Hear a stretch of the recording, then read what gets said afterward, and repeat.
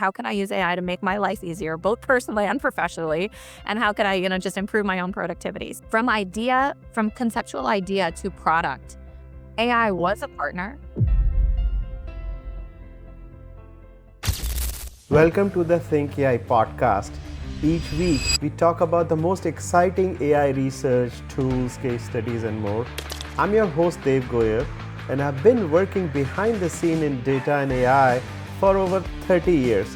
Whether you are an AI expert, skeptic, or something in between, this podcast is for you. Today, I have a guest I'm really excited about, Priya Udeshi. She's the chief of staff to the CIO, head of the IT PMO at MongoDB, one of the most important data companies in the world. And she sits at the intersection of AI strategy, IT transformation, and enterprise execution. She's not just watching AI happen, she's in the room where it gets deployed, governed, scaled across the global organization. Priya, welcome to the show.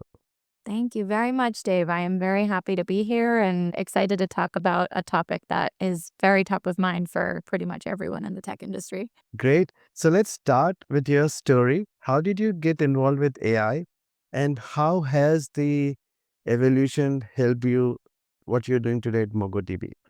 Yeah, no, for sure. I'll give a little bit about just sort of my background. So I've been in the tech industry for about 17 years. I've kind of grew up through the channel of project, program, and portfolio management.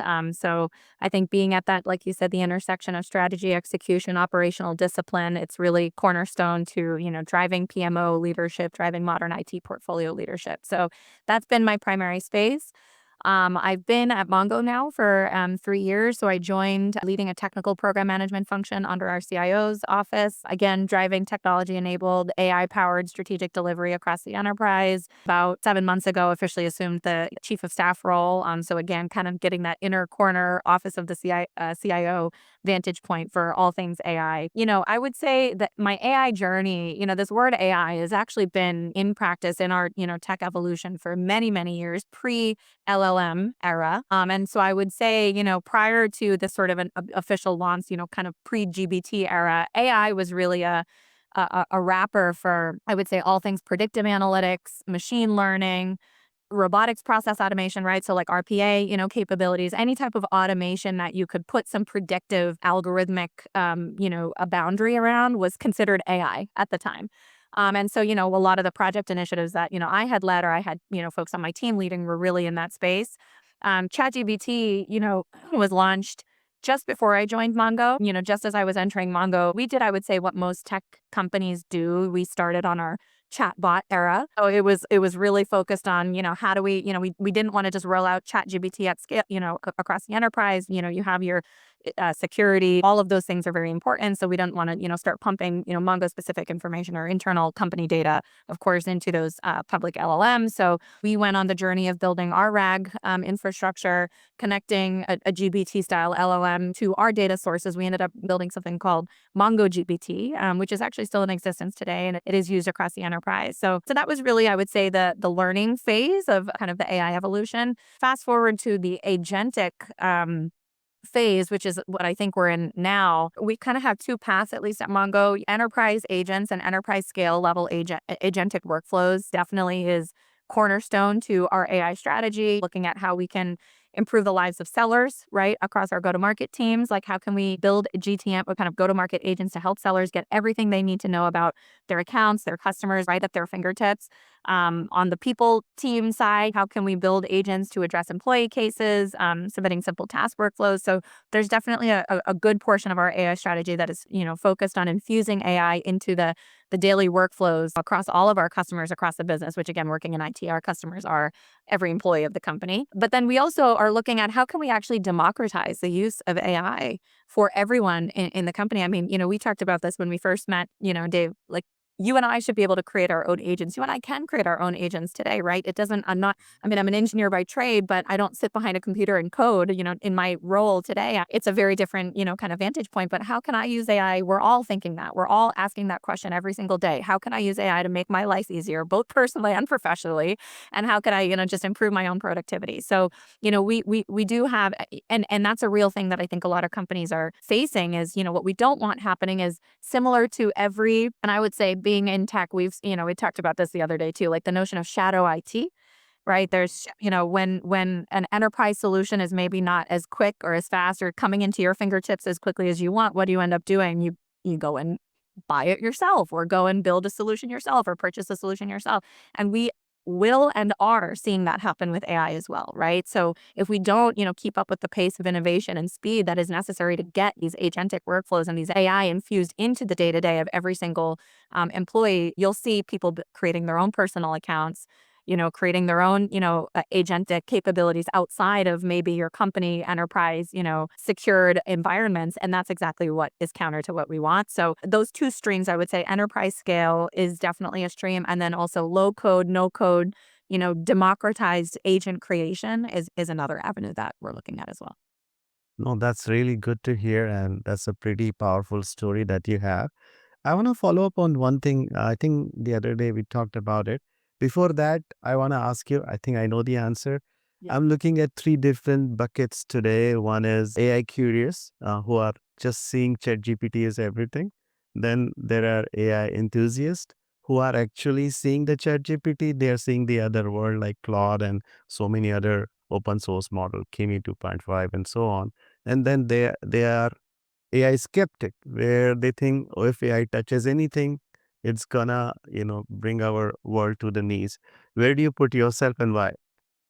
Yeah, I mean, of course, the majority of my I would say where I'm at is in the enthusiast bucket, but even being in the enthusiast bucket, there's a ladder, right? And there are so many rungs on this ladder, and I by no means will say I'm at the top rung. I'm probably at the lower to mid, rung. Of course, I am, exploring. I think just again having that vantage point within Mongo and seeing how, we are bringing to life a lot of these, AI infused capabilities. But then on the personal side, I had mentioned to you the other day, I, got the itch to try to figure out how can I like, start building my own stuff. And I built a lovable website and some AI powered digital products. And I connected, to a GitHub repo and I used Claude to help me, do all of that, which, I really was starting pretty fresh from being able to do that. So I think there's a ton of power and a ton of opportunity ahead. I do feel that, even with the skeptics and maybe the folks that are still using ChatGPT today, I believe that the evolution of where we're going to be, with AI, even a month from now is going to look vastly different. Like I have seen the timelines around the burst of this emerging technology is so much far more compressed than any other emerging tech that at least I've been privy to in, the 15 plus years. We saw the cloud boom and then the SaaS, kind of boom and all of those still, they took time. People are still on their cloud journey today, right? Of, migrating into, cloud-based environments. So, but with AI, what the landscape looked like, even with Claude, I would say, what the landscape looked like just a month or a few months ago was vastly different than it is now. So yeah, I think I would put myself in the enthusiast bucket, but I still have a lot more to learn in that space, so I'm just excited to keep learning. No, you're humble, and I see more humble people will say, "Yeah, I'm learning," and that's a good thing. If learning stops, because everything in your life you have to learn.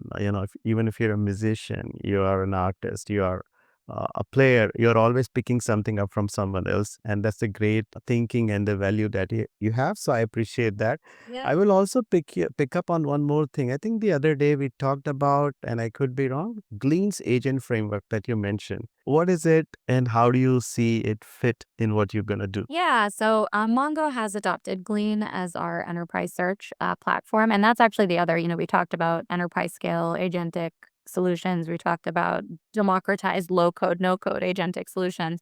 Enterprise search was the other. I'll just give a little bit of a story before I kind of talk about the Glean agent platform. But I, having grown up in this PMO space, in many of my parts of my career, part of my remit was to implement a project portfolio plan of record, right? Like let's implement a PPM tool, a PPM system. We'll have one central quote unquote database for project and program tracking assets. Like I always think projects are data objects, and just like any data object, they have attributes associated with them, risks, issues, milestones, stakeholders, resources, all the things that can inform the quote unquote health of a project or program. So in many, experiences of my tenure, I have had this remit of implement a system of record, implement a plan of record where we can pump all of our project data and run analytics and run, data-driven insights, obtain data-driven insights off of them. And those have been successful. I've, implemented multiple PPM tools. They've been successful. But even as a PMO leader, even with leading a team of whether they're project, program, TP, program managers, TPMs, as much as you can really drive to say that this solution is to help you do your job better, this solution is to help you make life easier, there's always this administrative component, right? In the day-to-day of running a technical program, in full transparency, the TPMs and the project teams are not living in a PPM tool. They're living in docs and sheets and unstructured data sources, right? Like Yeah. that is how they're making decisions. That is how they're documenting, driving decisions forward. They're not going and updating a PPM tool. So like what I found in any of those implementations is it becomes a little bit of an afterthought, even when you do all the things to try to not make that the case, to try that have that be the forefront of driving program delivery. It still tends to be an afterthought. So what I see with Glean or with enterprise search capabilities is it solves that problem. Meet people where they are, right? People, and you and I both have different ways that we're using tools to help us do our job. And yes, we should have enterprise standard solutions. And we don't want to talk the other day about things like Sprawl. And I get the gift of leading our SaaS Sprawl initiative also. And so, yes, that is a real thing. You don't want to have this kind of hodgepodge of a bunch of different tools and different things that people are using. But what enterprise search does is it doesn't try to make this one size fits all of whether it's, I gave the use case about project data. There's so many other use cases for that. I'm able to just, hey, give me the latest on project 123.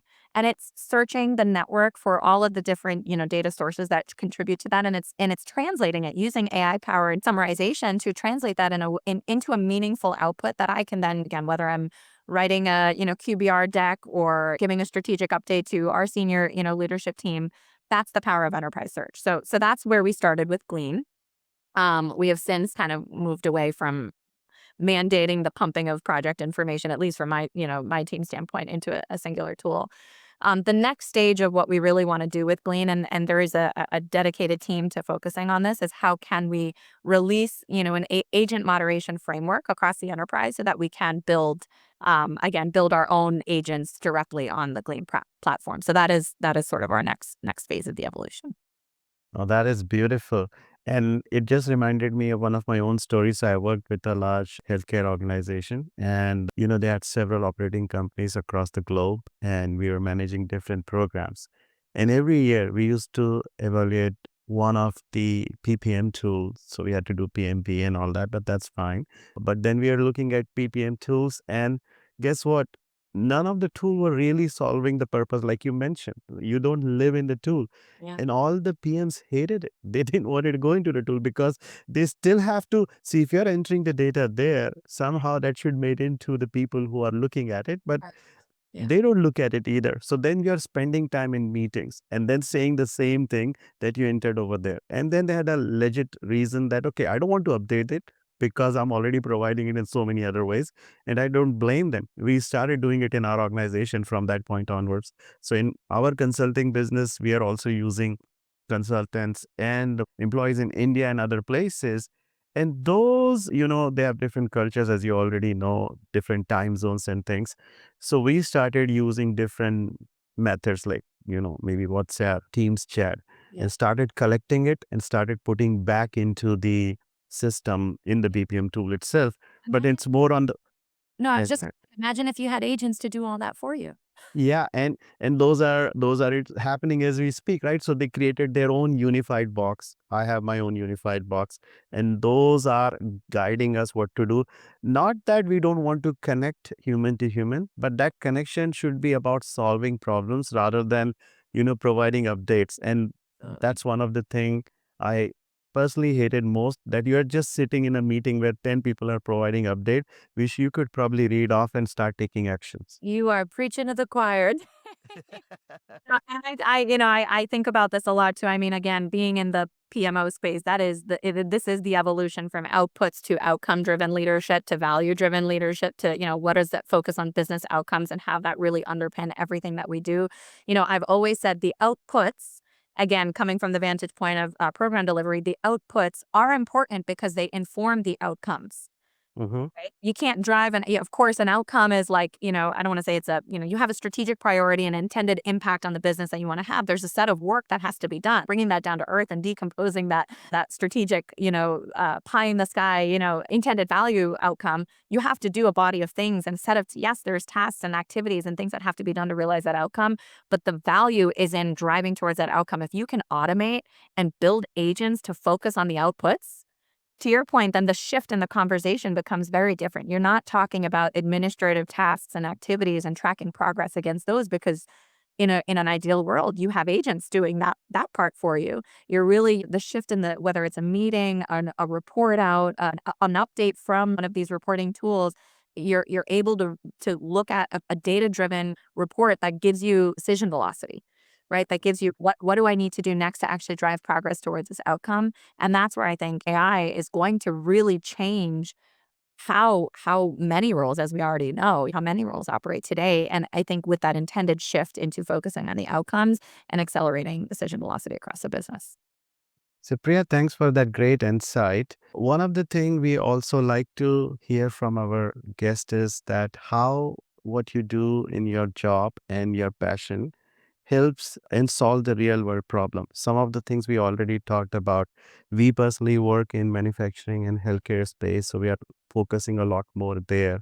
Yeah. What's your experience looks like? What customers at MongoDB ask for in terms of solving their own original problems, and how you and AI is helping them?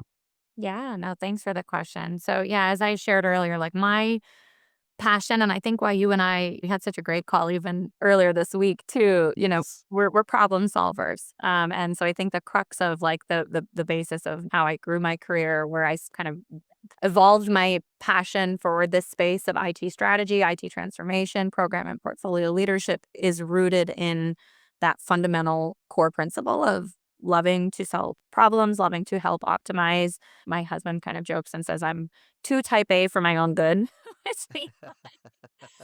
so I I do. can I can relate to that. I have someone at home also, same thing here.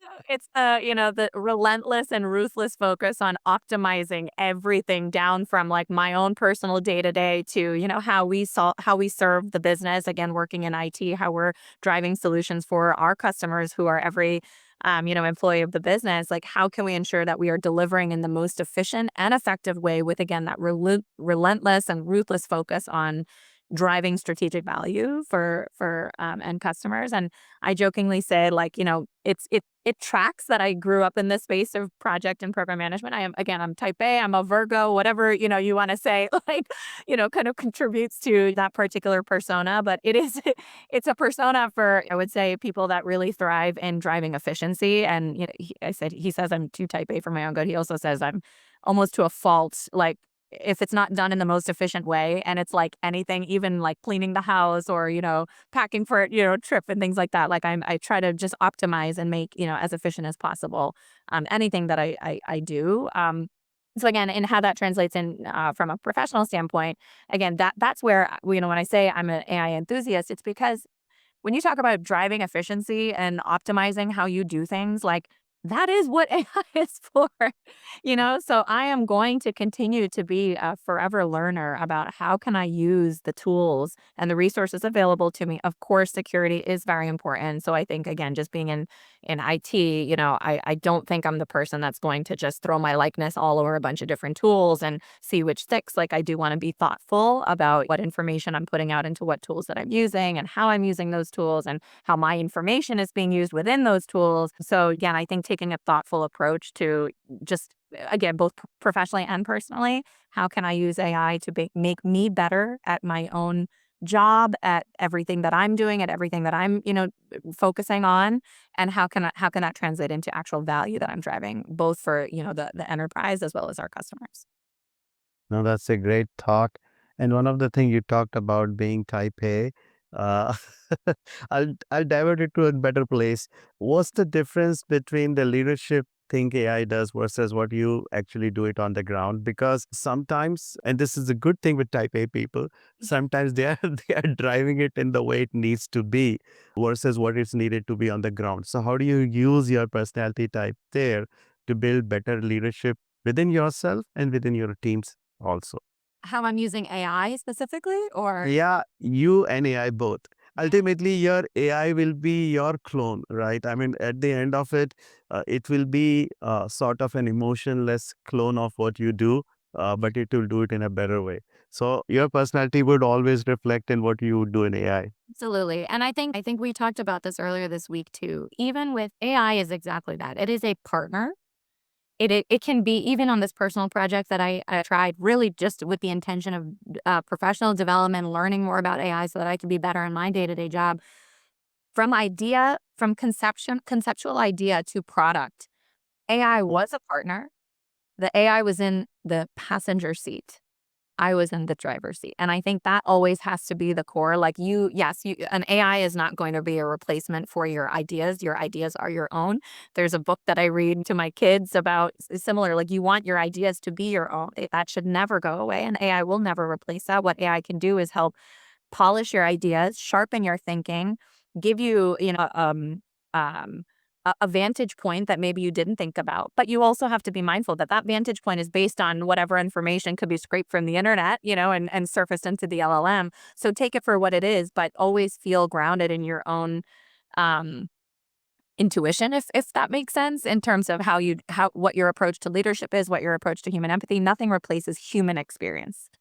And that will always be the case. And I think having been in the industry now for, almost 20 years, there's human experience that is valuable to me. It is part of my value. It is part of the absolute value of the value that I drive. And I will always use that to really influence, my approach to leadership is. AI is just going to help me sharpen that. It will never replace me and my thinking. But what I will say is at the same coin, or like at the same time, I do believe that, a few years from now, in every professional role, AI will, in some shape or form, even for the skeptics, be infused in their day to day, into their workflows. And whatever that shape or form could be will look different. But I do truly believe that with the accelerated, timelines that we're seeing with the evolution of this emerging, capability, it's going to be in the hands and in the workflows of every single professional across the world, I think. No, you said it well. And you just mentioned skeptics. I think everyone, whether they don't know it or do not know it today, AI is already there. You know, YouTube is listening and then it's showing you the videos that you like. You go to and start do a doom scrolling and then you see everything that you have done and you're wondering why it shows because you actually clicked on something and it's building the traces of it. So you are using AI or you are the consumer of AI without knowing it. So it's gonna happen. One of the good stat I found, I forgot where I found it. So call it conspiracy if we cannot define a fact here. But 3.3 months, AI is doubling its capabilities and capacities both, right? Which Yeah. means, and I did the math, it will be about million times better than what it is today by 2030. And that's a very short amount of time, you know, just because how it is multiplying today. So Yeah. I can only imagine what are the goods and what are the bads it can bring in. On that note, what surprised you the most with AI? I mean, we've been both have been learning about it, implementing in our lives, and what you didn't expect when you started implementing AI.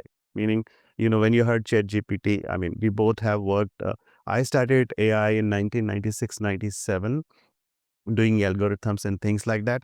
A lot of things had to pre-plan. You had to have powerful computers. You have to figure Yeah. out these machine learning algorithms and get a lot of testing data and everything.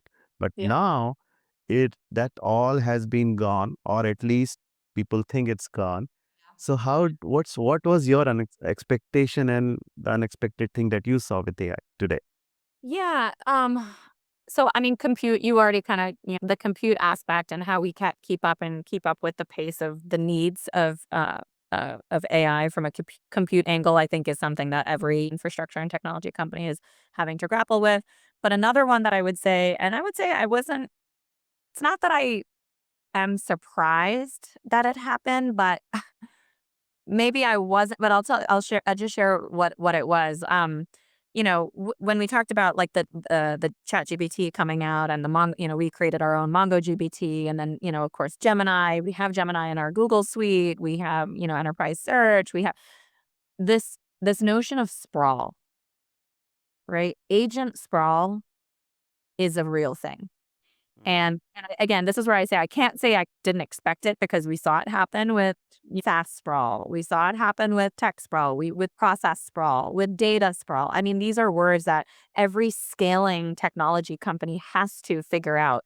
And again, working in this space of program management and portfolio leadership, I have across all of these emerging techs, like have had to balance this. I've always had to play this balancing act, and me and my team and the value that we deliver. I always say project management is a change management process. It was actually born from an IT GC. Like it's a controls process, right? It's how do we ensure the controlled delivery of technology, right, in a controlled fashion, in a risk managed fashion. That was sort of at least my introduction into the space, 15, 17 years ago. Project management was really, kind of anchored on that being a very risk managed, risk focused a delivery approach.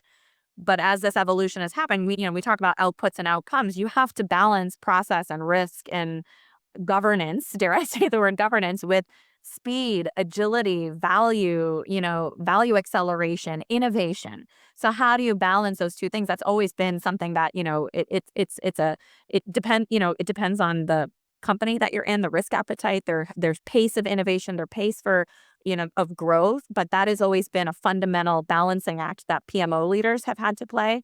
And so I think it's no different. That balancing act is table stakes for the nature of my role, but how it shows up, right? What level of process, what level of governance versus, how quickly are we trying to deliver this thing? And, that's where I think it varies based on what you're trying to deliver. And I would say with AI, because it's moving so quickly, like the old frameworks for governance don't really shape up anymore, right? Like I'll give you an example. In the PMO space, we build intake and prioritization frameworks where we're looking at, value and complexity and how long is it going to take to deliver this thing. Just the time it takes to ask those 5 questions, you can spin up a solution with AI. So, I will say the AI agent sprawl, AI sprawl is a real thing.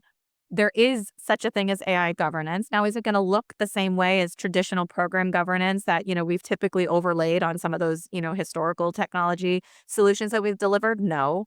But I think that was, again, not an unexpected hurdle, just something that we are living the reality of that, right? And if we don't kind of put some baseline guardrails in place for what is considered low code, no code, democratized agent creation, that you don't need to run through some intake and prioritization effort, and you have the capability. Those don't need to go to some central tracker, central rule up, versus what is this other body of enterprise scale solutions, AI powered solutions that we're building that do need to follow, because there is security implications, there is a mass change management effort, whatever the cases may be. I think thinking of those two buckets in that way, and thinking about AI governance as, how can we ensure, again, we're delivering in the most efficient and effective way, but not losing sight of whatever the balance is needed for, based on the company and risk appetite and growth pace that we have to, drive towards.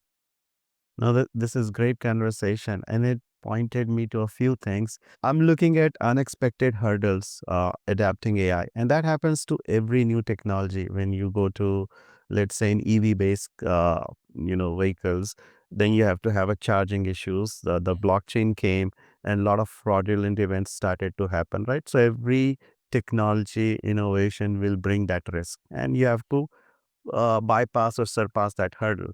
Now, going back to governance, and I'm kind of putting all big companies, tech companies on spot.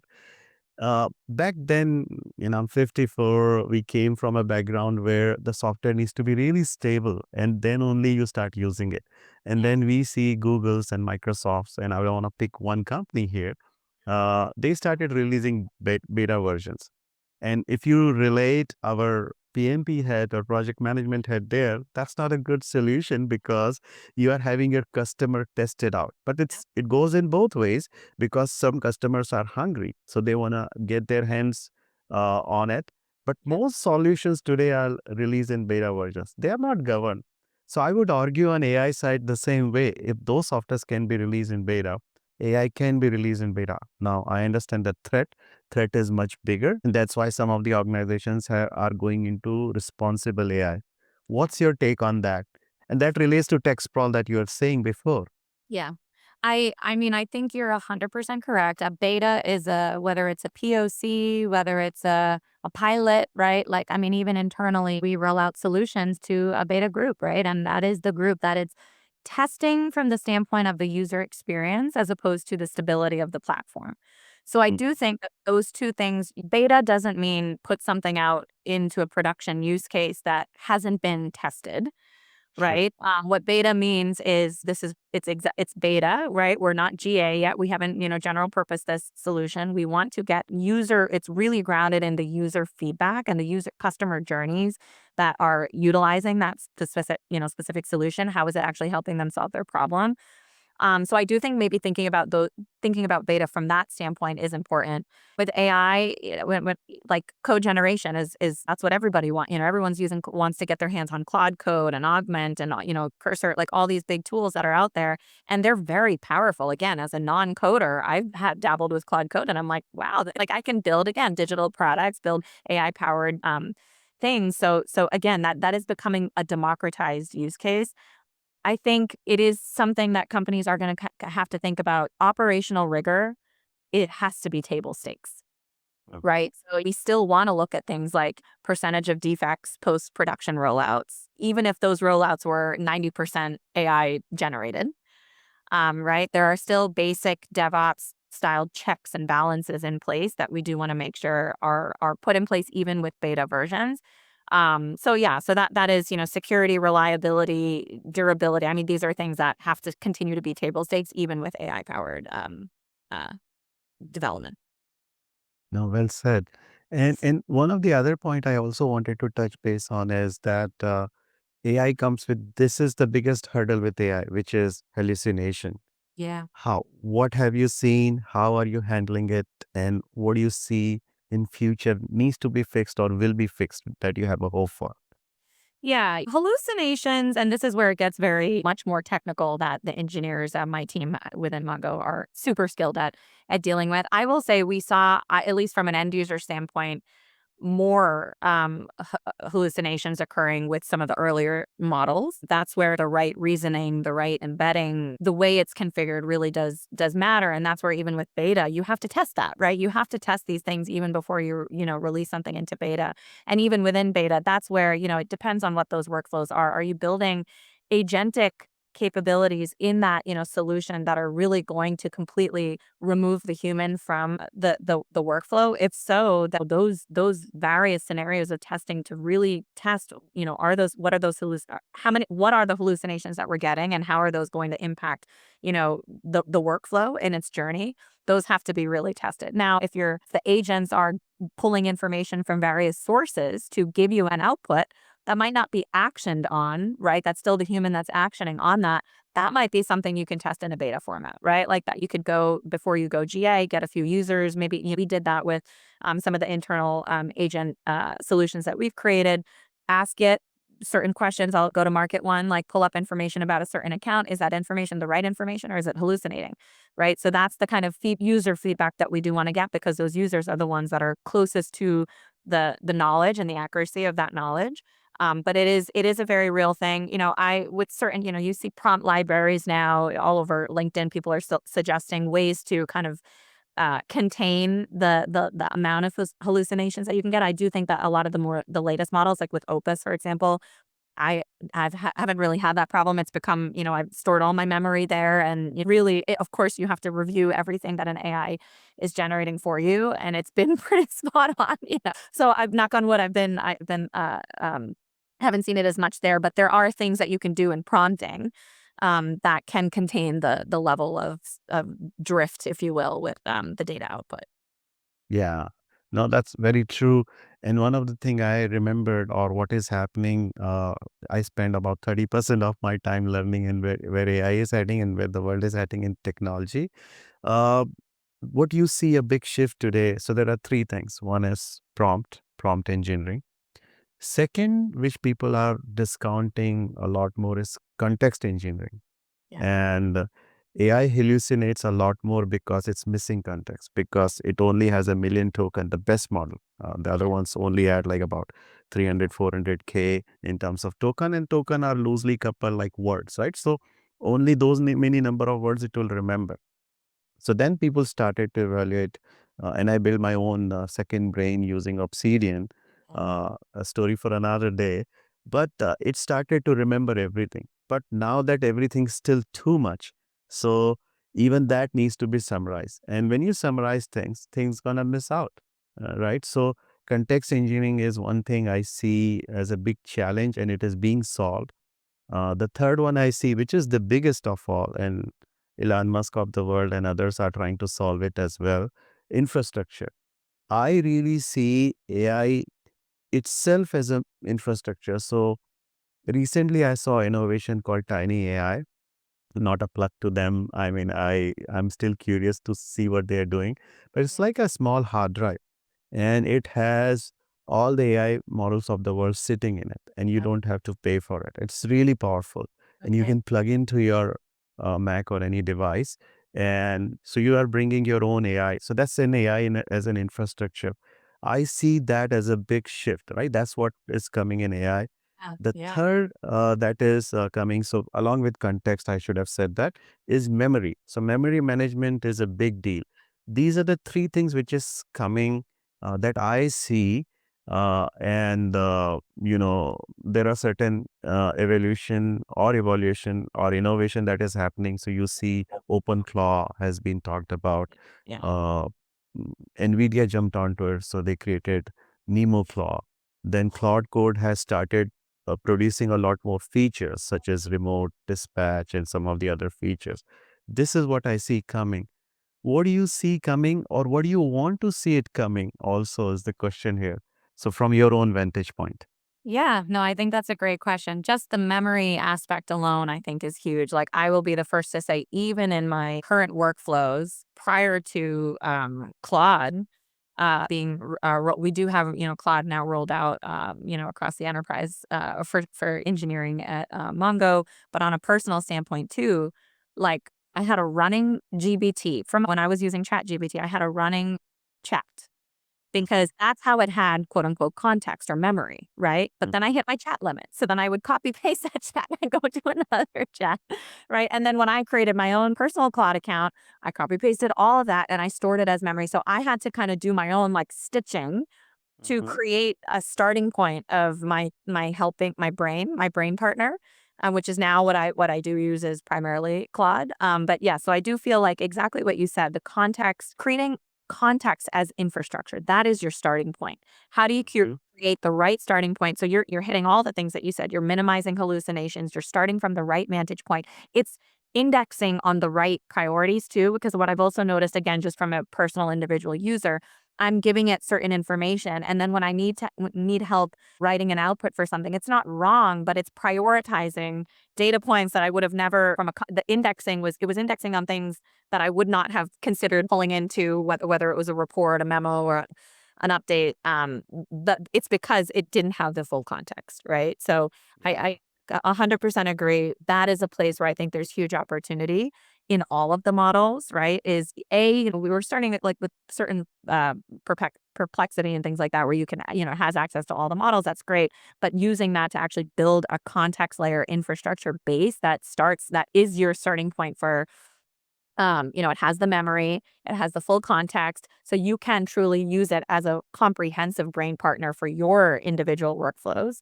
as opposed to trying to stitch together the way I did. Yeah, no, that this is a great solution, and that's a good tip for the listeners as well. That you need to build your own context, and I'm building in Obsidian, but you don't have to. You can simply put it in a Google Drive, Word document, or something like that. But maintain it in AI. You can prompt it out so that whatever you talk to AI, it can start saving it as a transcript to it, and then, or you can copy paste either way, Yeah. and then keep feeding back so that there's a great example I use with my team also, is that if you, what is context, right? So when you go to someone's house and you say, they'll say, what do you want to eat? And you'll say anything. But Yeah. then you have lactose intolerance, you're a vegetarian, you have certain other things. You never gave any context there. And now you're expecting someone to guess your mind. That's what the prompt is. You're giving one line to the prompt, and you expect that that LLM model will guess it. It will guess it, but it Yeah. has millions and billions and even trillions of data points for it, and it will pick up something randomly that might apply to you, or maybe which is majorly being used on an average. And that's And the hallucination in a nutshell. exactly, and that's such a great example because you just talked about, "Oh, the lactose intolerant, I'm vegetarian." These are binary zeros and ones, but how about what have you eaten for the last 10 days? Right? Also true. Yeah, like that contextual historical trend analysis is also part of that. It should be part of the context in terms of what it's going to recommend to you to eat next. And yeah, I would say on that, we're not using it as, at least I'm not using it as much anymore, but we were talking about projects and kind of the project tracking. Notebook LM for a long time was a helpful. I love that. I Yeah, love that. in G Sheets and G Drive all the way. So when you can, instead of creating project folders with all the things, like just creating notebooks was super helpful because then I could ask it exactly. Like it had targeted context because we would use it for specific programs and specific strategic initiatives. So throw everything associated with that initiative into a notebook LM and make sure all of your artifacts are there so that it did have very targeted specific context. But yeah, I think, it still required the steps of going and creating the notebook, ensuring that you're connecting all your data sources. I think the mass, like at least again on a personal level, like here's my Google Drive, here's my email, here's my calendar. Here's all the chat history and all of the things that we've talked about. And that's really, like you said, the infrastructure layer of how to set context. If we can really optimize that, then it's going to bolster the effect, the productivity that, gains that we are able to get from these tools. Great. No, I think you keep your eye on the things that how it is saving the world or helping the world, whatever we want to call it. Uh, what would you say to the CIOs to prepare for now? I'm not even talking about future, but now, because they might be lagging behind from where we are today. What Yeah. should they be doing? And especially these are skeptics, right? So Yeah. some people straight out reject AI, and rejection on anything is not good, right? It's like earthquake is coming and say nothing will happen in last 10 years or 20 years, nothing will happen, but it Yeah. could destroy. So what would you do to prepare it? Similar thing for CIOs. It's a storm, an earthquake coming to you already here. What should they be doing to get Um, started? Definitely, if you have already have an AI strategy. It's important. This is not something to sit back and see how it evolves. You need to have an AI strategy. You need to think about agentic infrastructure. Is that something you want to build in house? You want to build, go with one of the hyperscalers, you stitch together a number of point solutions. Like these architectural considerations need to be factored into your AI strategy because that is going to inform buy versus build decisions. I mean, everything AI is out there. Right?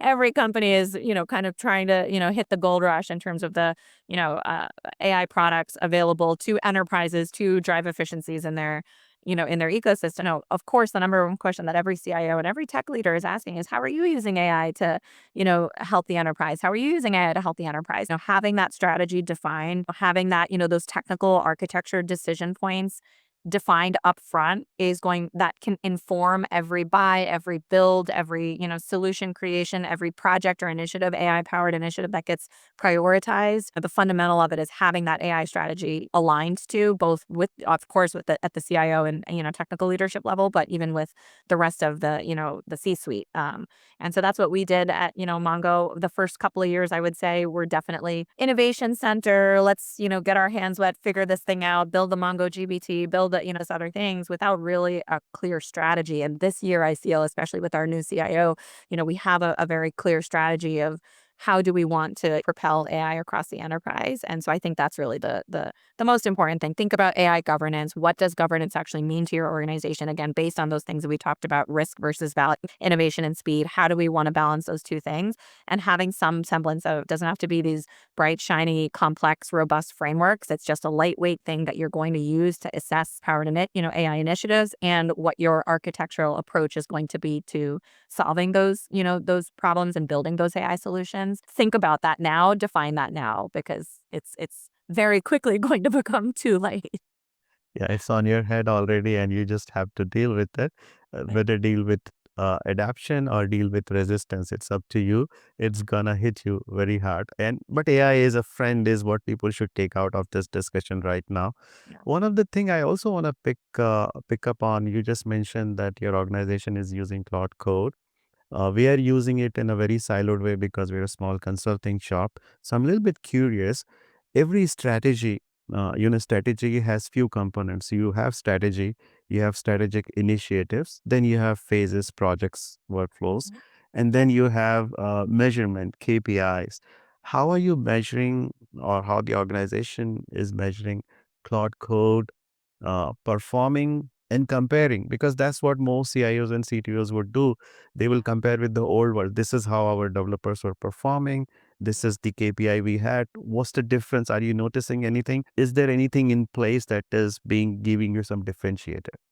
So we are in the maturity evolution. So I will say that we're building out what some of those KPIs should be at the minimum baseline. The percentage of AI assisted PRs is something that we are starting to track now, right? Historically, we really didn't have that. How much of our code is generated purely from AI? And then what are those delivery like? What is the cycle time? How does the cycle time compare to what it was prior? So we're in the process of, especially now, reestablishing our engineering productivity, developer productivity metrics for success, our operational excellence metrics for success. And so these are some of the metrics that we're tracking.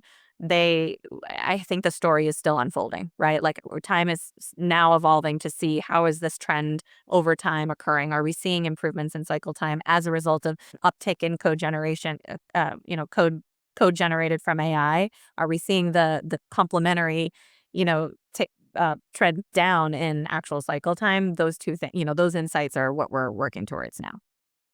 Okay. Now that's again a great insight, and I love this conversation. I know it will keep going into a lot more details if we keep unfolding. But two questions I don't want to miss, which is coming to your own personal side. And, for me, three things are very important, leading with empathy, motivations, and, technology, or solving business problems using technology. We talked a lot about it. Leadership, we talked about it. But then there are some personal side that you mentioned, the children's book story. I have a 15-year-old, and he tried a lot of different things. He also uses AI. I actually have a new company with him called Admit Sure. So while he's preparing for getting into different colleges, I said, why not you start building? So we got funded by Google, and he started seeing those powers. He got trained a little bit, and he saw goods and bads of AI, and he can kind of coach to the people now. So I'm pretty proud of that. You have a similar story there. Let's talk about it. The children's book story you had. Yeah. So my husband and I both work in tech. So we are very tech forward, I think, in this house. When we got our Google Gemini was first introduced, I have a 5-year-old and a 7-year-old, both girls. They were having such a blast with asking Gemini, build me a picture of a princess riding a banana holding a hot dog. And it would. Most random things. So we would have some fun with that.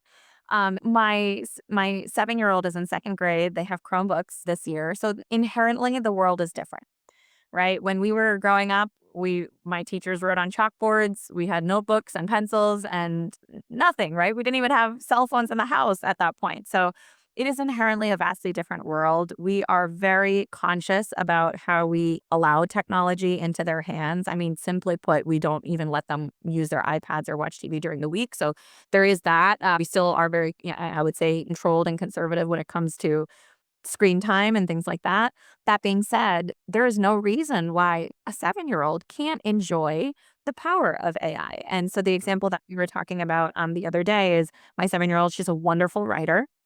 She loves to write. She loves to read. She's super creative. She writes her own little books.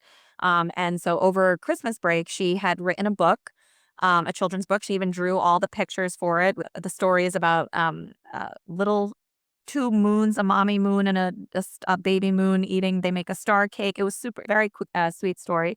She drew all the pictures for it. We sat together. We uploaded her pictures and her story into Gemini Mm. and asked it to basically use her images as the starting point, but create them into children's book ready images, keep the same style of the pictures, and kind of round out, I would say, the language and the just from a grammatical standpoint, and if there's missing pieces from the sentencing structure, fill those in. We did that together. I got her comfortable with giving it a prompt. She's also learning how to type in school, so prompting. Gemini specifically on, I want to add this, I want to add that. And we built a children's book for her. And I'm in the process of getting it stitched together and printed. And, we'll read it every night before bed. And so, yes, one could argue, oh, well, is that, hindering creativity? And I say, absolutely not. That is empowering her to think beyond the bounds of what her, she's able to put pen to paper on, and giving her the tools to be able to prompt and to, kind of find the way to take her own creation and create a product, an actual physical product out of it, is the journey that I'm helping to, trying to instill in her at this age. But yeah, so I think, it's here to stay. I think using AI responsibly is super important. And again, even for the children, like this is I think the extent of what we want to be able to showcase to her at this time, and, have her, develop her own, hopefully passion for technology the way her parents have. So. Yeah, no, no, that is great, and you're encouraging that. That's really good. A good example I also use about technology. So if you're a furniture maker, you use advanced tools. That Yeah. does not take away your skill, your creativity. Same as when you use calculator when we're studying. You could do calculation on paper, fine, but that's a repeatable task that you could let it a calculator do it. Same thing happened with computers. Yeah. So you have adopted technology all throughout. Why resistance on AI? It's the same thing. It'll bring a good and bad in everything, but if you adopt a good thing and you look at the good things, it's going to help you. And I definitely encourage kids. I in fact have a movement for disabled kids where I'm providing free education on data and AI. I have a school community on that too, and I really want to encourage everyone to learn AI. Learn with the caution that it's going to bring a lot of risk to you. So like anything else, you use a digital card online, putting on Amazon, same risk you have, but in a different scale and proportion. Yes, So you need to be. educated about those things and know how to respond if and when a risk gets triggered, as opposed to ignoring it and acting like it's not going to happen. Yeah, and everyone needs to learn and educate themselves and educate others, and that's the key for any technology, including AI. Uh, One closing thought and question, and this I ask everyone. Uh, what would you tell your past self, your 16-year or 18-year or 21, whenever you were there? And I have a lot of story about myself too. I was, my father used to pick me up, put me in school. So I got my wings when I started wearing braces. So I didn't want to study so much. I was good in studies, but I wanted to travel. I went into music and I started working in different places. But one thing I missed at that time is I was not too reflective and I was ignoring what is happening around me and not enjoying. So I tell my past self that I should be enjoying that journey that is happening. A lot of great things has happened, but I kind of keep moving on. So Yeah. what would be your thing? That's such a great question, Dave. Thanks for asking it. I think always trust your gut, and have trust and faith in your intuition is what I probably would have told myself, because when and I won't share my age, but I'm well eating that for sure. Well, in any case, I'm older, so that we'll settle down to that.